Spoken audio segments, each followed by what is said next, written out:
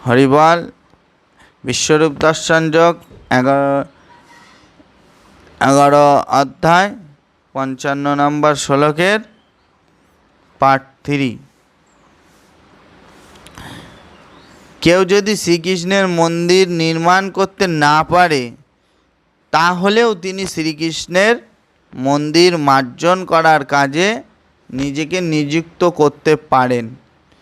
তাহলেও তিনি শ্রীকৃষ্ণের মন্দির মার্জন করার কাজে নিযুক্ত করতে পারেন, সেটিও কৃষ্ণকর্ম।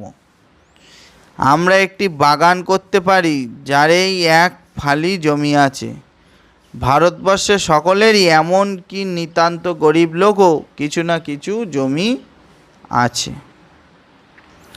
এই জমিতে বাগান করে তার শ্রীকৃষ্ণকে নিবেদন করতে পারি। আমরা তুলসী বৃক্ষ রোপণ করতে পারি, কারণ তুলসীর পাতা, তুলসীর মঞ্জরি ভগবানের সেবার জন্য অত্যন্ত প্রয়োজনীয়। ভগবদ্গীতায় শ্রীকৃষ্ণ তার অনুমোদন করছে, পত্রং পুষ্পং ফলং তোময়ম।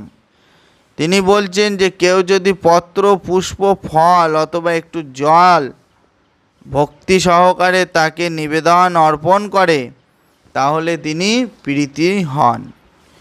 এই পত্র বলতে তুলসী পত্রকেই বোঝানো হয়েছে।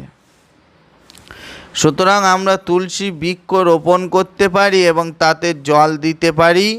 এভাবেই অত্যন্ত দরিদ্র যে মানুষ, তিনিও ভগবানের শ্রীকৃষ্ণের সেবায় নিযুক্ত হতে পারেন। এগুলি শ্রীকৃষ্ণের সেবায় নিযুক্ত হওয়ার কয়েকটি দৃষ্টান্ত। মৎপরাম কথাটি তা উল্লেখ করা হয়েছে, যিনি শ্রীকৃষ্ণের পরম ধামে তার সঙ্গ লাভ করাটাই জীবনের পরম ধর্ম বলে মনে করেন। সূর্যলোক, স্বর্গলোক, এমনকি তার ব্রহ্মাণ্ডের সর্বোচ্চ লোক ব্রহ্মলোকও উন্নীত হওয়ার আকাঙ্ক্ষা করেন না। এই সবের প্রতি তার কোনো আকর্ষণ নেই। তার একমাত্র বাসনা হচ্ছে অপ্রকৃত জগতের চিদাকাশে প্রবিষ্ট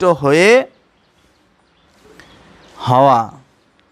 আর এমনকি এই অপ্রকৃত জগতের চিদাকাশে দেদী পদ্মান ব্রহ্মজ্যোতিতে লীন হয়ে যেতেও তিনি চান না, কারণ তার একমাত্র বাসনা হচ্ছে অপ্রকৃত জগতের সর্বোচ্চ গ্রহলোক শ্রী ভগবান শ্রীকৃষ্ণলোক বা গোলক বৃন্দাবনে প্রবেশ করা।